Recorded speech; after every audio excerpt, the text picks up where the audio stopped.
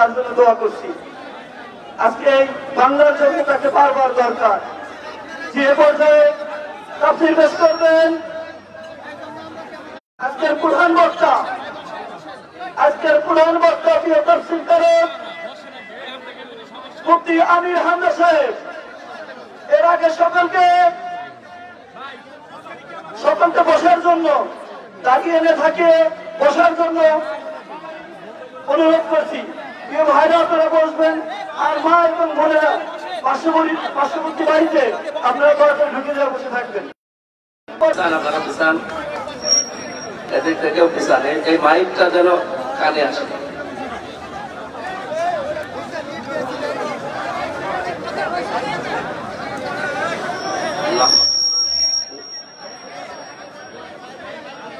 ভাবতেন আওয়াজ বাড়িয়ে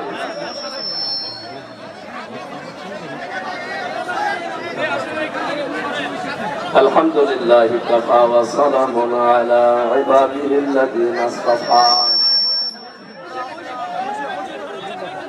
أما بعد فأعوذ بالله من الشيطان الرجيم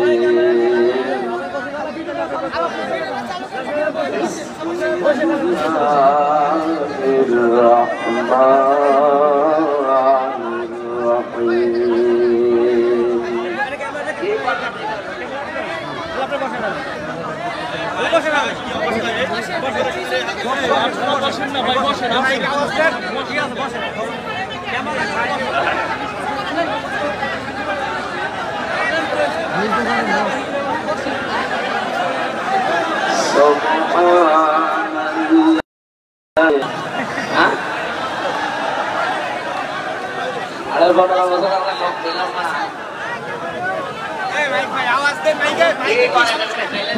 আপনার মাইকে বদনাম হয়ে যাবে ভাই।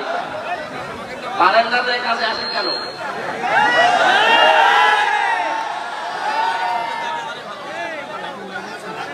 পারে না, ও বিরোধী দলীয় নেত্রী রয়েছে। রওশনের সাথে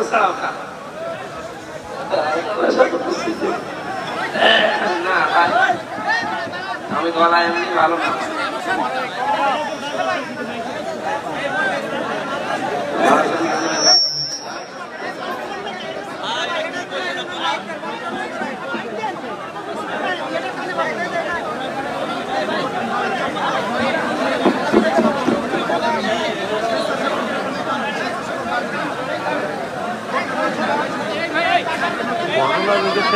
মালটা নিয়ে আসার কাম ছিল, পিছনে একদম বসতাম।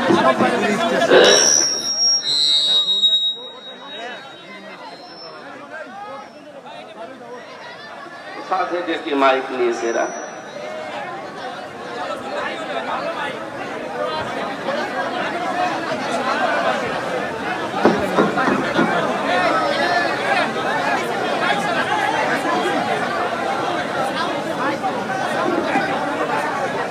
তাড়াতাড়ি করেন, আওয়াজ যেন ঠিক থাকে ভাই। এবার বদনাম হয়ে যাবেন না মাইকে।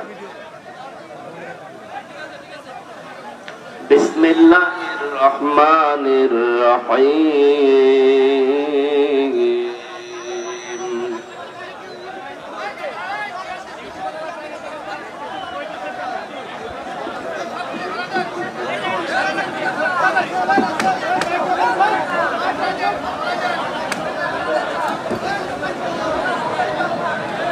সব খুলে দাও তো, ওদের জন্য নাকি আওয়াজ আসছে না, নিচে রেখে দাও।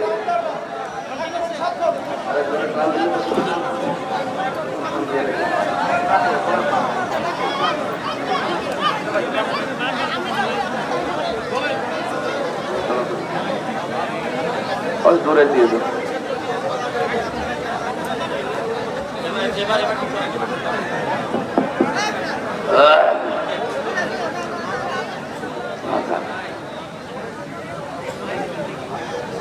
বিসমিল্লাহির রহমানির রহিম।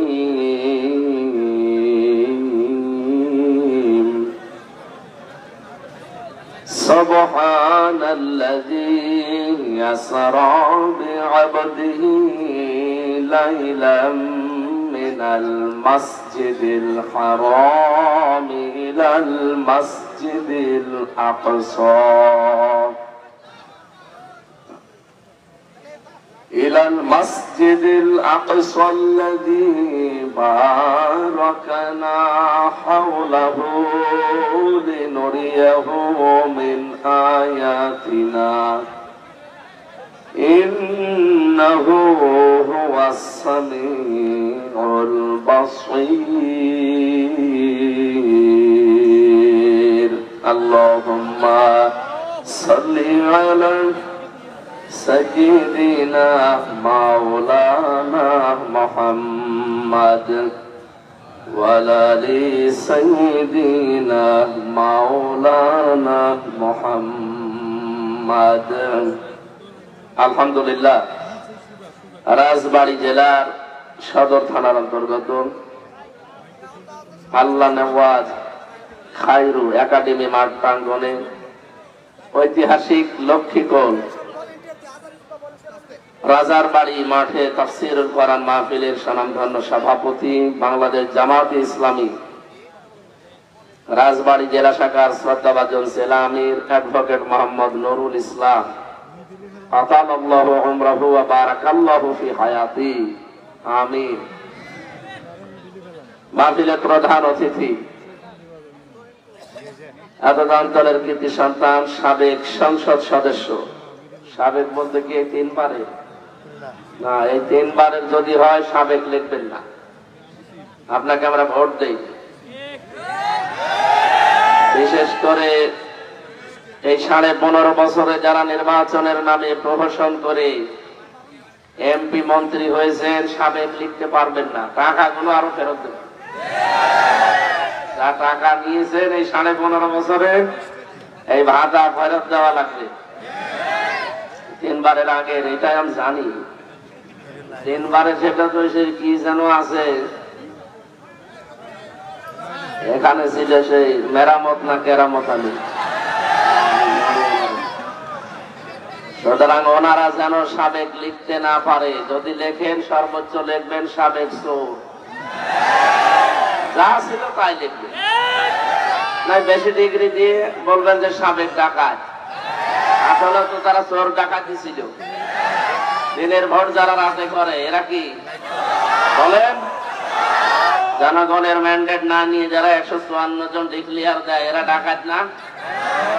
আমরা কালকে আমি আসছিলাম সেখান থেকে ডাকাতের কবলে পড়েছিলাম, তো ধরতে পারিনি। কালকে ওই যে নাটোর থেকে পাবনার এই মাঝে একটা জায়গায় গাছ ফেলা ছিল, আর 10-15 মিনিট হলে হয়তো আমাদেরকেও ধরে ফেলতো, আল্লাহ বাঁচিয়ে দিয়েছে আলহামদুলিল্লাহ। ওদের চাইতে এই ডাকাত গুলো আরো ভয়ঙ্কর ডাকাত। এরা তো জীবিত মানুষদের কাছে যা পায় তাই নেয়, ওরা মরা মানুষের কাছে নাকি ভোট দিই।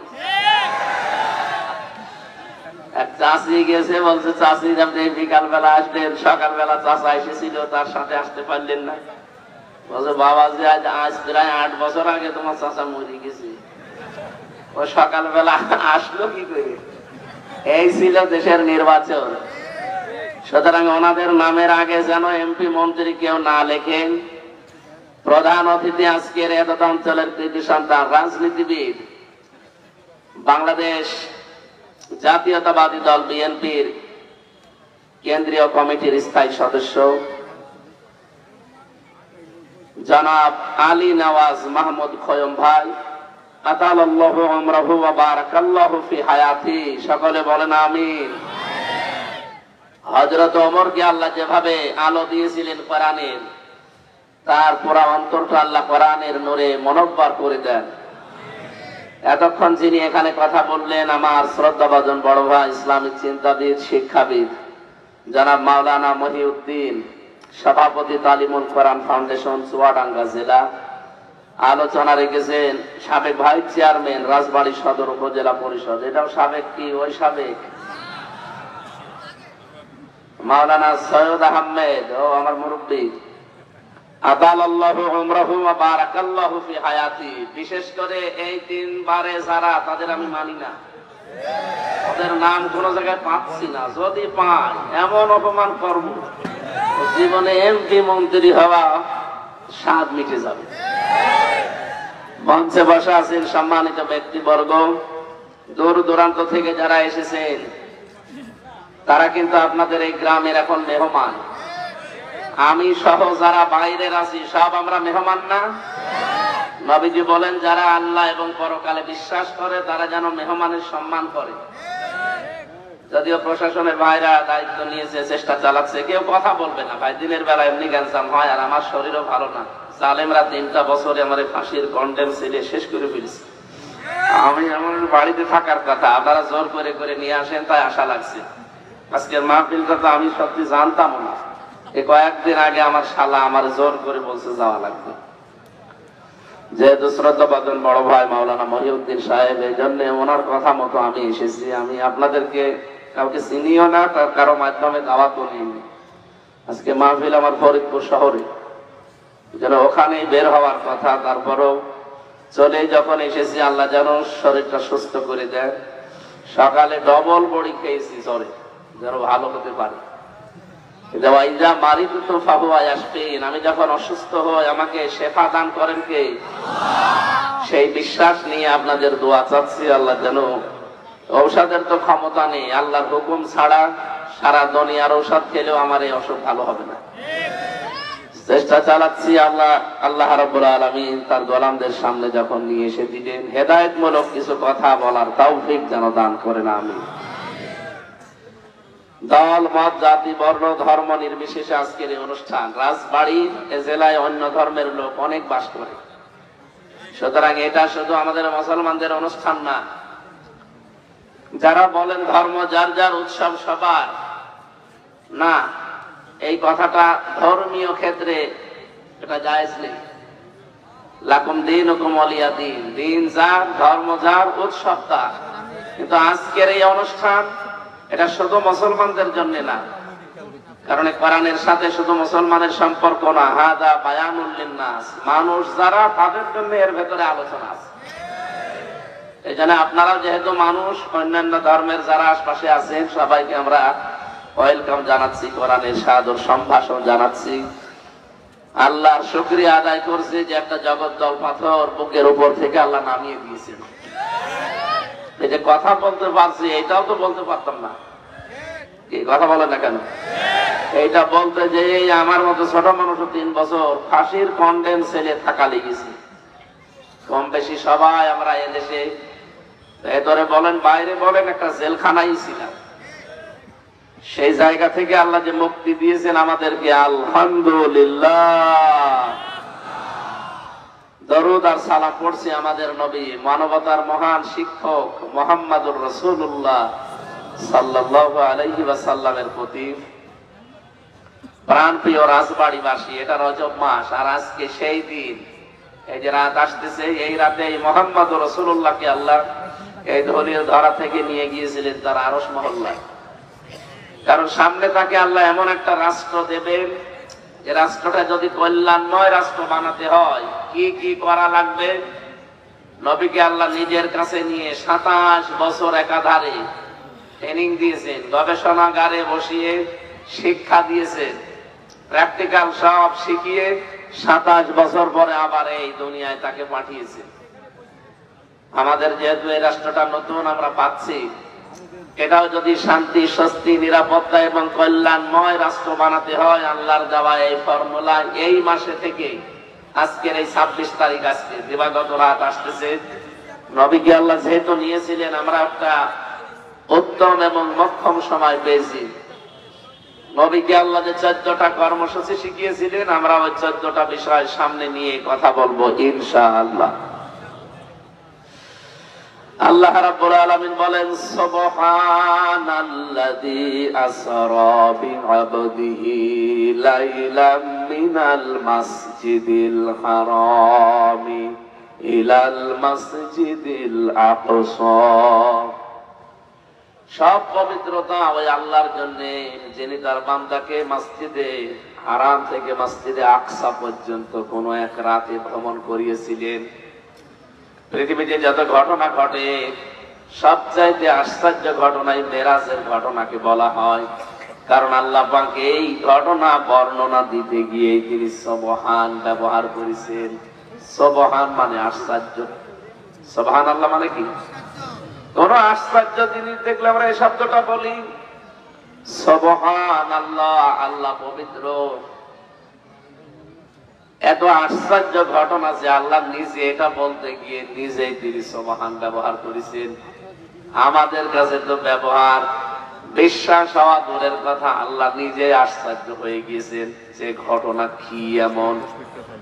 বলেন তো 27টা বছর পার হয়ে গেছে অথচ পৃথিবী জানে না।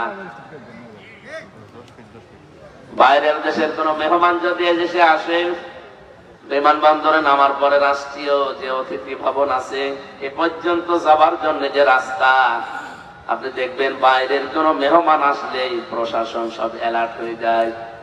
সরকারের পক্ষ থেকে রাস্তাটা নিরাপদ করা হয়, যে যেখানে চলাফেরা করে রাষ্ট্রের তরফ থেকে বলা হয় ওখানে থেমে যান। আগে মেহমান পৌঁছাবে তার অতিথি ভবনে, এরপরে আবার আপনাদের কাজ কারবার চালু করবেন। তামাম পৃথিবীর শ্রেষ্ঠ মেহমান যেহেতু আমার আল্লাহর নবী মুহাম্মাদুর রাসূলুল্লাহ, তাকে আল্লাহ এই ধরা থেকে নিয়ে গেছেন। যখনই আরম্ভ হয়েছে সফরটা, ওখান থেকে শুরু করে যেখানে যাবেন কাজকর্ম শেষ করে আবার যেখান থেকে নিয়েছেন এখানে নামিয়ে যাবেন। এ বিশাল সফরটা যতদিন লাগে যেখানে আছে সব স্টপ হয়ে গেছে। এই জন্য আমরা 27 বছর টের পাইনি, কিন্তু এটা তাফসিরে পেয়েছি।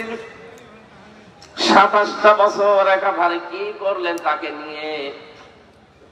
বিশ্ব নবীকে সর্বপ্রথম আমার আল্লাহ লিনুরিয়াহু মিন আয়াতিনা, আল্লাহ পাক বলেন যেন আমি তাকে আমার নিদর্শনগুলো দেখাতে পারি। যতগুলো নিদর্শন দেখিয়েছিলাম তার অন্যতম নিদর্শন হচ্ছে মিজানের পাল্লা। এদিকে তাকান,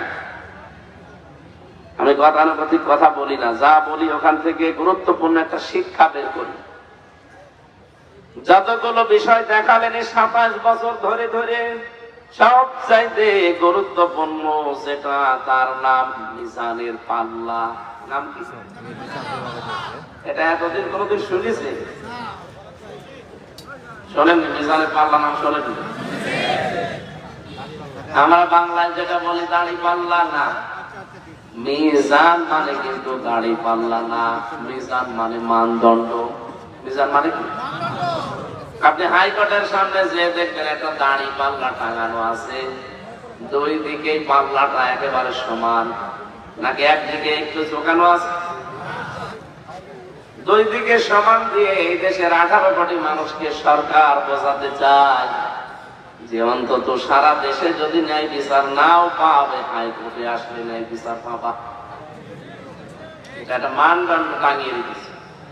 যদি আমরা 1 বছর পাইনি, খালি দাড়ি পাল্লা টাঙানোই ছিল, কিন্তু অন্তত 15.5 বছর ন্যায় বিচারের দন্তন্যাও ছিল না।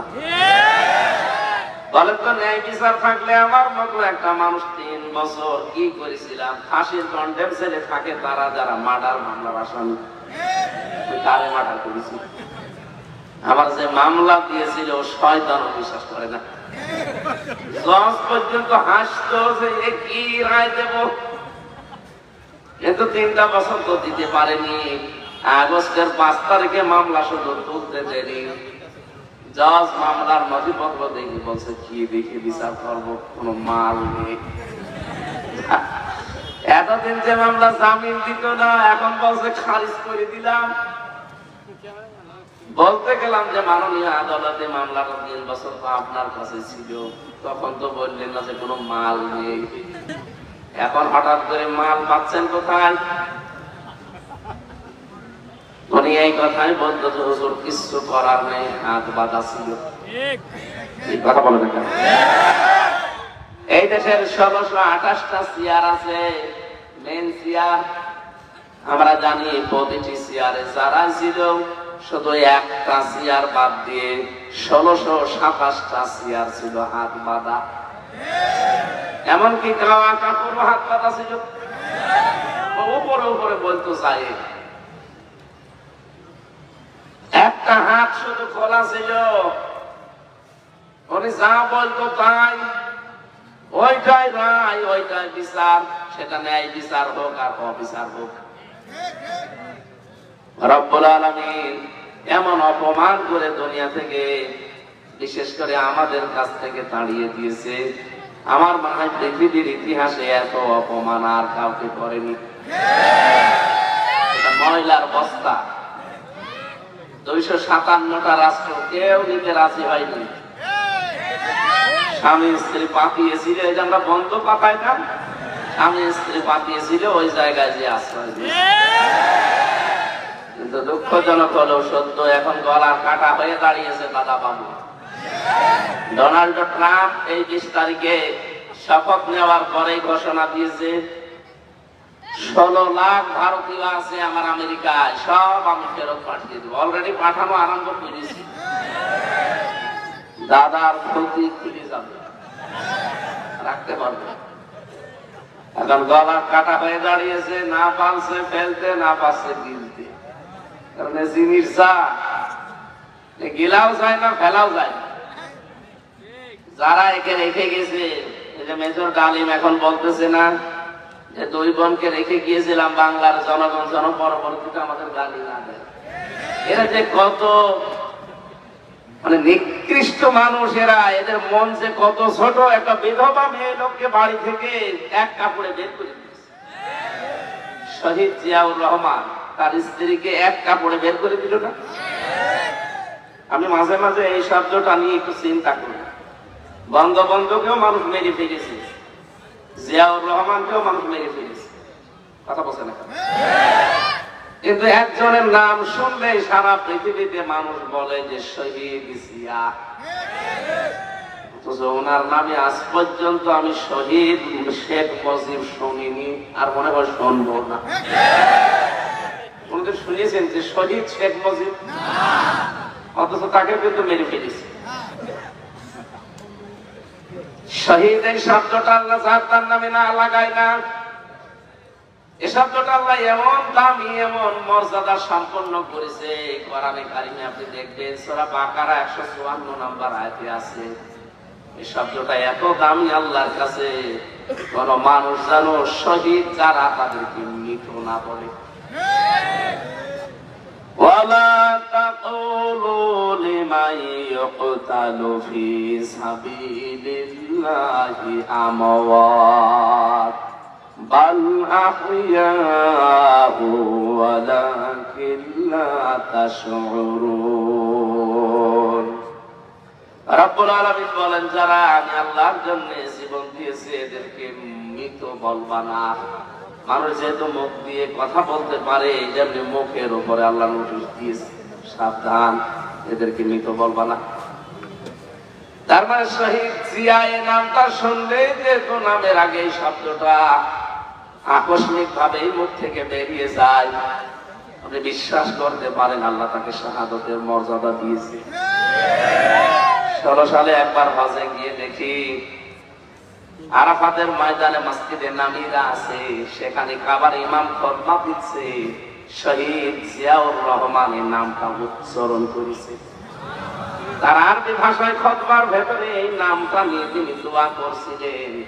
বাংলা অর্থ দাঁড়ায় এইটা যে, হে আল্লাহ, বাংলার সন্তান শহীদ জিয়াউর রহমানকে কবরে তুমি সুউচ্চ মাকাম দান করো। আমি চিন্তা করলাম এই কথাটা বলছি কেন। আমার সাথে যারা ছিল, যে কয়টা আলেম ছিল, ওনারা বলছে যে নিম গাছের নিচে আশ্রয় নিয়েছে, এটা নিম গাছ না, এটা জিয়া গাছ। আমরা বাংলাদেশে নিম গাছ বলি, কিন্তু এই দেশের মানুষ বলে জিয়া গাছ। শাজারাত জিয়া, হাজার হাজার গাছ লাগিয়েছে আরাফাতের ময়দানে।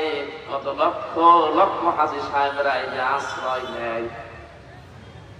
আরাফাতের ময়দানের দোয়া আপনারা জানেন কবুল হয়, জানেন না? যে 10 জায়গার দোয়া আল্লাহ কবুল করে থাকেন, আরাফাতের ময়দানের একটা।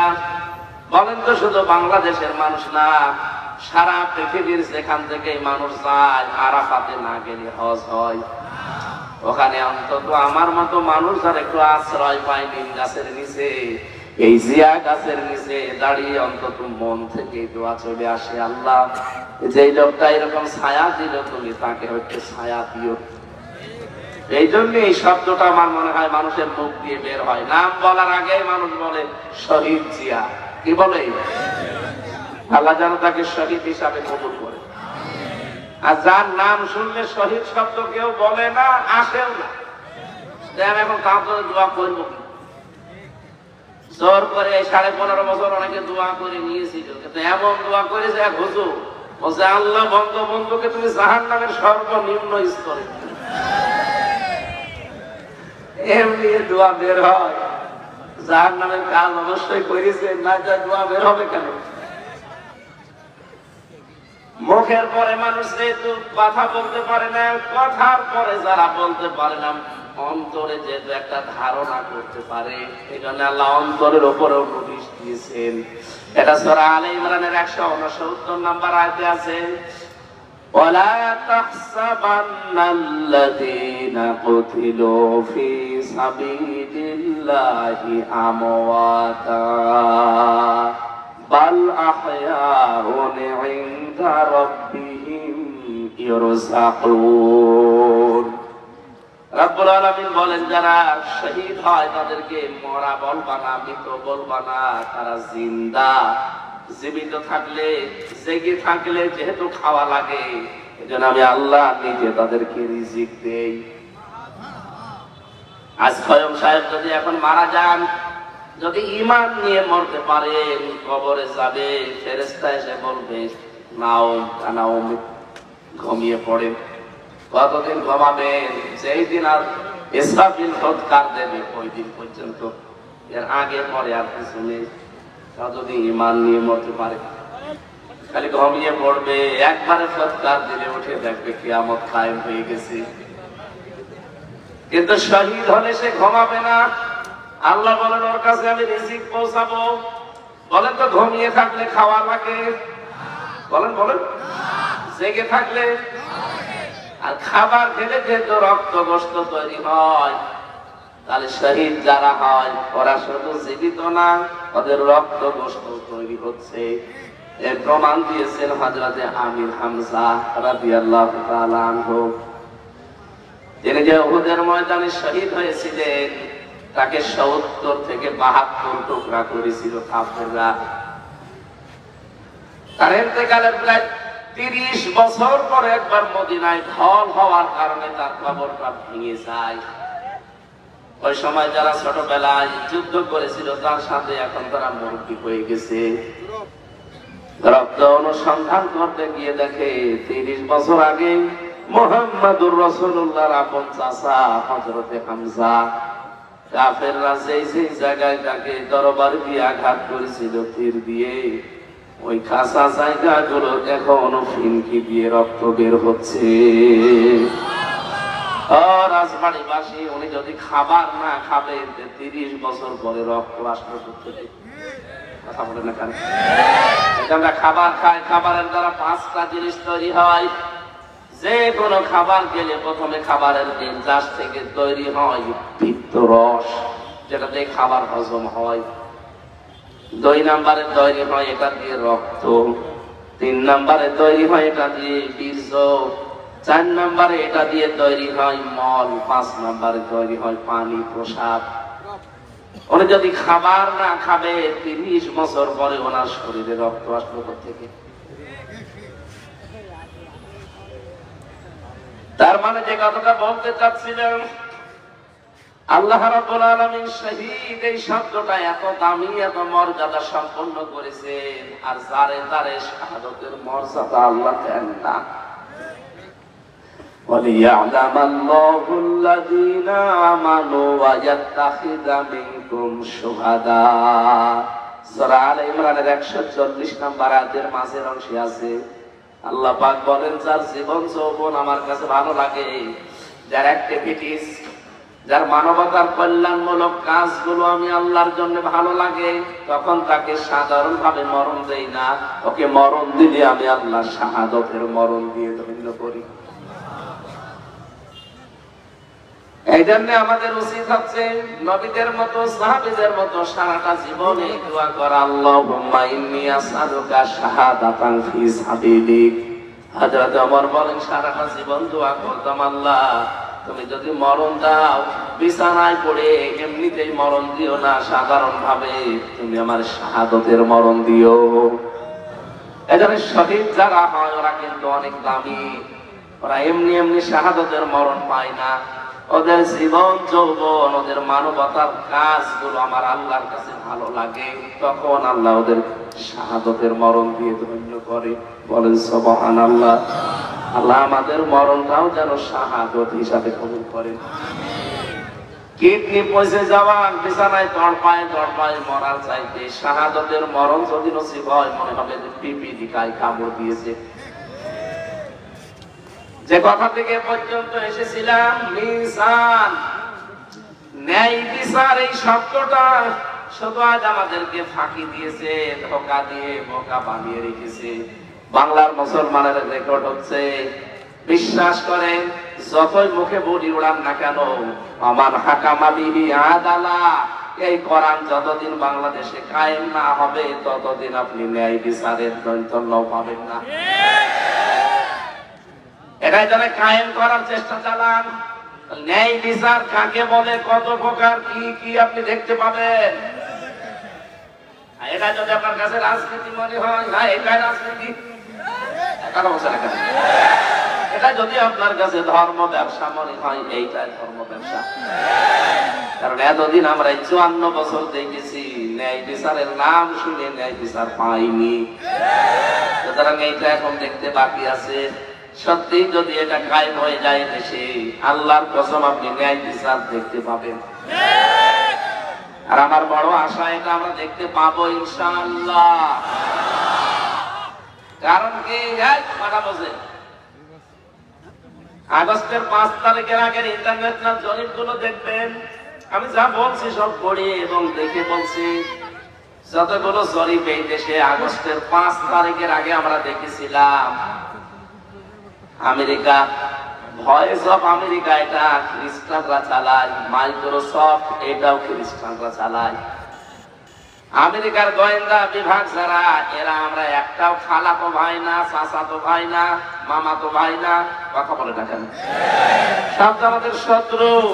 তারপরেও রিপোর্ট দিত এই দেশের মাত্র 100 জনের 15 জন, এই দেশে এখন 100 জনের 58 জন মানুষ চাচ্ছে দেশে কোরআনের বিধান কায়েম হোক।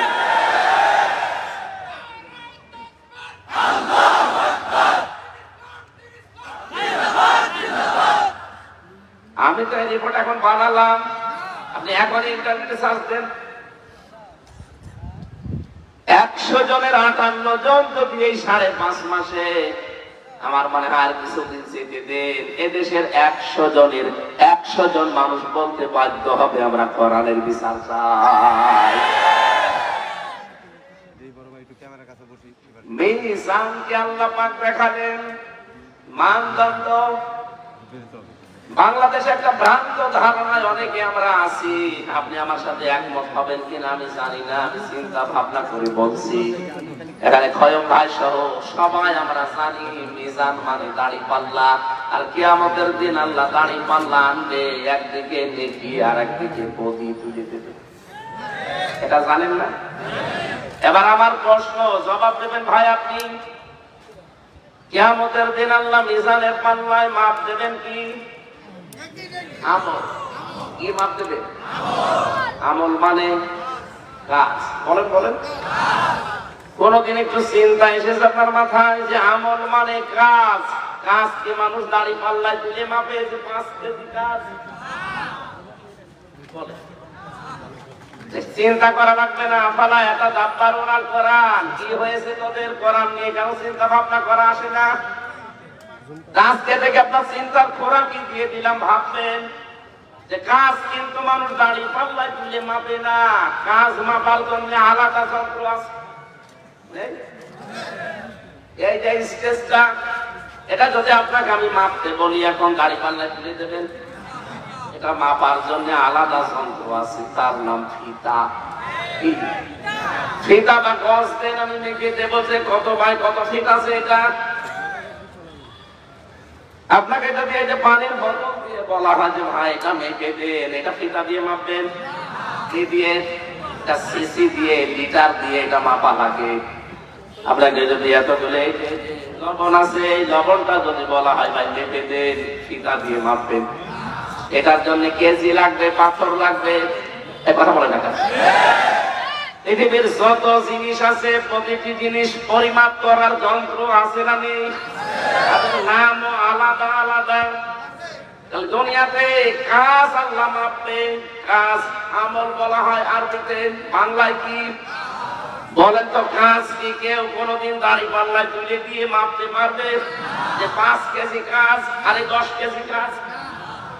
কাজ মাপতে হলে কি লাগে? গুরুত্ব লাগে। কি লাগে? গুরুত্বের ভিত্তিতে একটা কাজ পরিমাপ করা লাগে, যে কাজটা কতটুকু গুরুত্বপূর্ণ আর গুরুত্বহীন। এই যে এখানে যে স্টেজ দেখতে পাচ্ছেন, এটারও কিন্তু গুরুত্বপূর্ণ দুইটা জিনিস আছে, এই খুঁটি আর এই সামিয়ানা। খুঁটি আর সামিয়ানা না থাকলে কেউ এটা স্টেজ বলবে? কিন্তু গুরুত্বহীন অনেক জিনিস এখানে পড়ে আছে। এই যে টেবিলটা, এই যে মাইকটা, এই যে ফুলের টপ, এই যে কার্পেট দেওয়া আছে, ফুল লাগিয়েছে, এটার জন্য নাও থাকে তাও কিন্তু মানুষ বলবে এটা স্টেজ, বলেন না কেন? কিন্তু খুঁটি না থাকলে আর সামিয়ানা না থাকলে পাগলও বলবে না এটা স্টেজ। আল্লাহ রাব্বুল আলামিন যত ইবাদত দুনিয়ায় দিয়েছেন, আপনি দেখবেন প্রতিটি ইবাদতে কিছু গুরুত্বপূর্ণ আর গুরুত্বহীন এগুলো ভাগ করে দিয়েছেন। যেমন নামাজের ফরজ কয়টা? 13টা। কয়টা? এই 13টা ফরজের যদি 12টা আদায় করেন, একটা আদায় করেননি, আপনার সওয়াব হবে কয়টা? একটাও না। এখন যদি বলেন না আমি 12টা আদায় করলাম, মাত্র একটা করি নাই, অন্তত 12টা সওয়াব আমারে দেন, হবে? এটা যেমন সহজে বুঝলেন, এই স্টেজের খুঁটি আর সামিয়ানা বাদ দিলে যেমন এর কোনো গুরুত্ব থাকে না, আল্লাহ প্রতিটি ইবাদত এরকম ভাগ ভাগ করে কিছু গুরুত্বপূর্ণ জিনিস আমাদের আগে জানিয়েছেন। নামাজের ভেতরে গুরুত্বপূর্ণ জিনিস 13টা। রোজা ভেঙে যায় এরকম 5টা বা 7টা কারণে। কয়টা? হজ ভেঙে যায় 3টা কারণে বা 5টা কারণে। পৃথিবীর প্রত্যেকটা ইবাদত ভাগ ভাগ করে আল্লাহ আমাদেরকে এটাই জানাতে চেয়েছেন যে আগে গুরুত্বপূর্ণটা আদায় করো, এরপরে গুরুত্বহীন এগুলো না থাকলেও কিন্তু তোমার কাজ হয়ে যাবে। একজন জবাব দিয়ে দেবে, কিয়ামতের ময়দানে আল্লাহ যখন আপনার কাজ মাপবেন, গুরুত্বের ভিত্তিতে মাপতে গিয়ে এই কোরআনে আল্লাহ গুরুত্বপূর্ণ কাজ দিয়েছেন 500টা। কয়টা? বলেন বলেন। আপনি কোরআন যারা পড়তে পারে দেখবেন শরীয়তের বিধান আছে এর ভেতরে 500। আপনি 499টা মানেন কিন্তু একটা মানেন না, আপনার সওয়াব হবে কয়টা? নামাজের 12 ফরজ আদায় করলে একটা ফরজ আদায় না করলে যেমন পুরা নামাজ বাদ, একটা সওয়াব হয় না, 0 বা 0 হয়। এই দুনিয়াতে আমাদেরকে আল্লাহ 500টা ফরজ বিধান দিয়েছেন, আমরা অনেকে 499টা মানি, কিন্তু একটা মানার ক্ষেত্রে গড়িমসি করি, বাদ দিয়ে দেয়। কিয়ামতে আপনার আমল নামা যখন আল্লাহ মাপ দেবে, আল্লাহর কসম আপনার 0 হবে, 0 হবে। এবার আসেন নামাজের 13 ফরজের প্রথম ফরজ কি? শরীর পাক। কি বললাম তো? একজন জবাব দিয়ে দেন, হয়ে যাবে।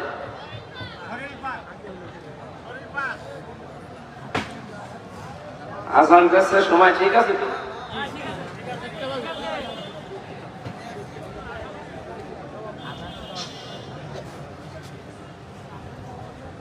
না, এভাবে তো কথা বোঝানো যাবে না।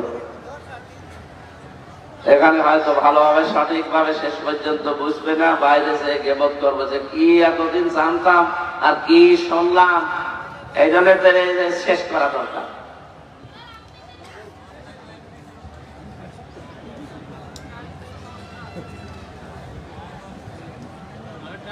নামাজ তো 1:40 মিনিট হয়েও গেল, কথা তো শেষ করতে এখন তো 15-20 মিনিট দরকার।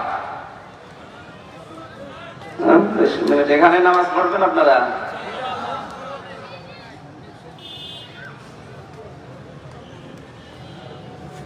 এখন তো এক এক জায়গায় এক এক আজান হবে, কেউ একটায় দেয়, কেউ একটা 5-এ দেয়, 10-এ দেয়, 15 পর্যন্ত আজান হতেই থাকে। এই জন্য বললাম একজন একটা জবাব দিয়ে দেন, পুরা মানুষের পক্ষ থেকে আদায় হয়ে যাবে। আমি বলতে থাকি নাকি? নামাজের 13টা ফরজের প্রথম ফরজ আমরা জানি শরীর পাক। এই শরীর মানে 3.5 হাত বডি শুধু না। আপনি যদি এই শরীর পবিত্র করার জন্য গোসল করেন, ওযু করেন, পাক হয়ে গেল।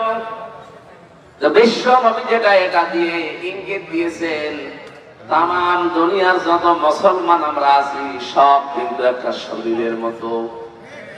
আসতে বলেন, নবীজি বলেন তাম দুনিয়ার যত উম্মত আমার সব একটা শরীরের মতো। যদি পৃথিবীর কোন প্রান্তে একটা মুসলমান কষ্ট পায়, বাংলাদেশে আপনাকে করা লাগবে। কারণ আমার শরীরের কোন জায়গায় ব্যথা হলে পুরা শরীর যেমন অস্থির হয়ে পড়ে, তাম পৃথিবীর কোন জায়গায় যদি মুসলমান আনন্দ পায়, আপনাকেও আনন্দিত হওয়া লাগবে। যদি ক্ষতি হয় কারো, আপনারও দুঃখ পাওয়া লাগবে। সেই সিস্টেম আমাদের ভেতরে আছে নেই? আমার নিজের আপন ভাই মরে যাচ্ছে, আলাদা দল করে, এজন্য জানাজায় পর্যন্ত অনেকে চায় না। এই সিস্টেম কিন্তু 15.5 বছর ওরা বানিয়ে ফেলেছিল। সবচাইতে ভয়ঙ্কর কাজ এটা। আমার নিজের আপন ভাই মরে গেছে, খালি আলাদা দল করতো, এই জন্য মরে গেছে, ওর জানাজায় পর্যন্ত যেতে দেয় না। আমার বংশ কুষ্টিয়ায় আমার বাড়ি। আস্তাগফিরুল্লাহ, নাউযুবিল্লাহ, থক্কু বলে বলছি, বলতাম না। 14 বংশ আমার সব আল্লাহর ওলির মুরিদ, সব আওয়ামী লীগ করে। এখন হাওয়া পাল্টানোর পরে সব পরিবর্তন হয়ে গেছে। যিনি আমার চাচা ছিল উনি চেয়ারম্যান, দাদা ছিল আগে, এখন চাচা ছিল। এই লোকটা হানিফ সাহেব আছে না, হানিফ সাহেব ওনার ডান হাত ওই এলাকায়। আমার আমি মাহফিল করে আসলাম, জেল থেকে বের হওয়ার পরে এক অনুষ্ঠান করে বাড়িতে গেলাম। আমার বলছে আসেন একটু খাবার খান।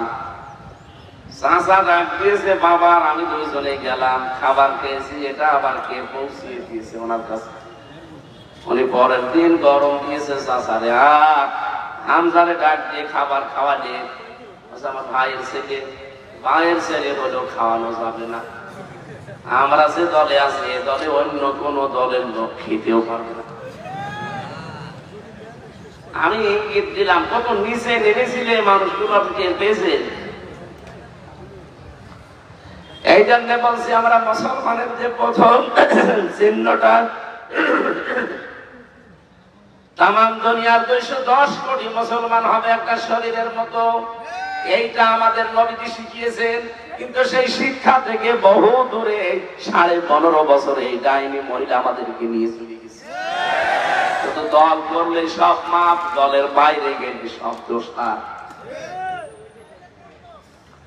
এই জন্য আমরা বলতে চাচ্ছি, নামাজের প্রথম ফরজ যেহেতু শরীর পাক, এই শরীর আপনার 3.5 হাত বডি, এই শরীর আপনার পরিবার, এই শরীর আপনার সমাজ, এই শরীর আপনার রাষ্ট্র, এই শরীর আপনার পৃথিবী।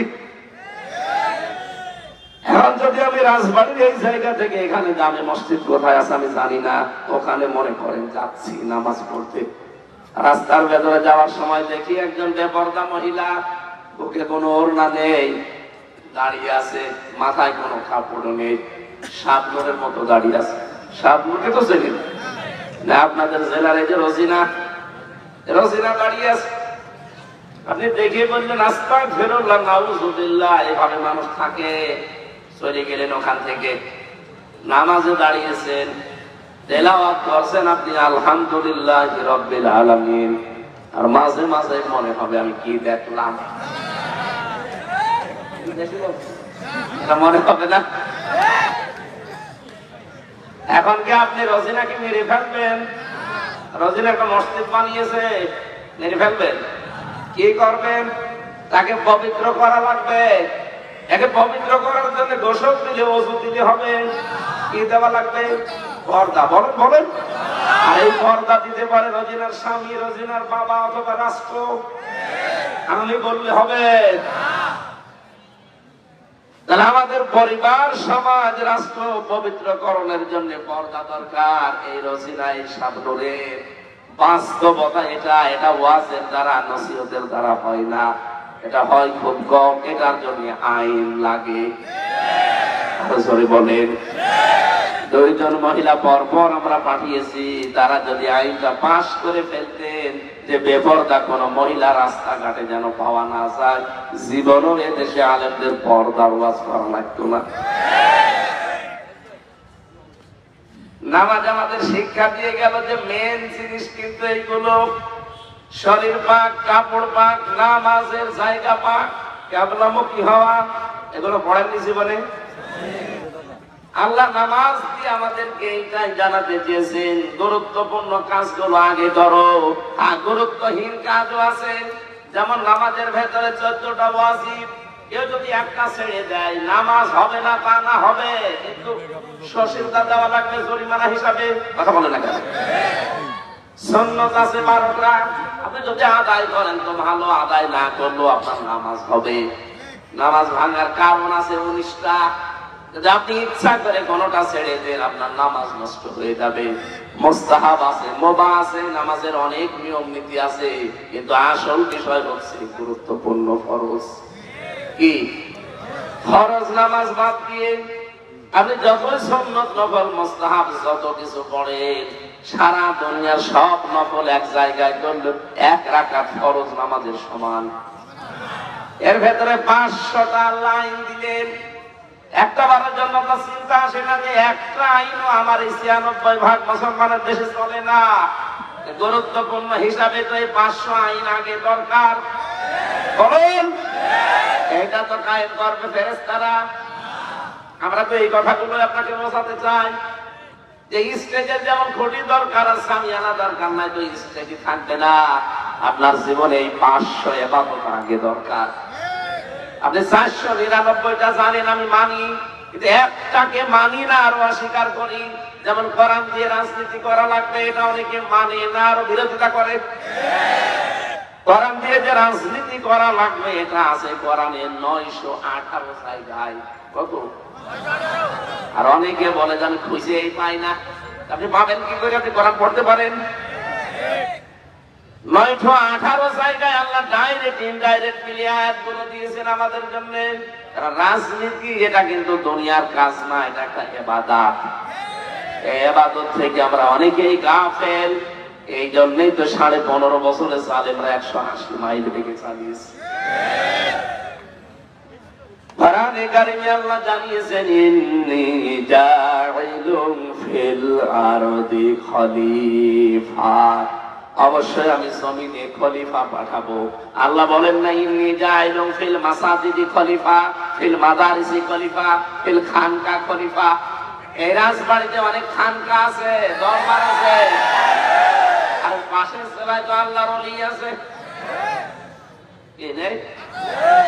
এই দেশে বহু খলিফা আমরা দেখি, খানকার খলিফা, এমনকি কাপড় চোপড় সেলাই করে সেও খলিফা, চুল কেটে দেয় সেও খলিফা। এই কথা বলছে না? আরে ভাই, খলিফা কি খানকায় থাকার কথা, দরবারে থাকার কথা? খলিফা থাকার কথা জমিনে। এমনি যা হইল ফিল ফিল, আল্লাহ কি ফিল খানকা বলতে পারতেন না? যে খানকার খলিফা হলে তো সে দায়িত্ব। আল্লাহ বলেন ফিল আরদি, জমিনে থাকা লাগবে খলিফাদের। আমরা যে আল্লাহর খলিফা এটা আমরা স্বীকার করি তো? বলেন বলেন, আমাদের থাকা লাগবে কোথায়? জমিনে। কোথায়? জমিনে। আজ আল্লাহর খলিফা গুলো নেই, এই জন্য জালেমরা এরকম ছাড় পেয়েছে। যদি আমরা জমিনে থাকতে পারতাম, এত 80 মাইল বেগে চালাতে পারতো না। আমরা সব আছি খানকায়, মসজিদে, মাদ্রাসায়, দরবারে। জমিন ফাঁকা পেয়েছে, যা মনে লাগে ফেলেন তাই করে। এখন থেকে আর করবে না। এখন আমরা থাকবো কোথায়? খানকার যারা খলিফা আছেন, দরবারের খলিফা আছেন, সব আসেন জমিনে।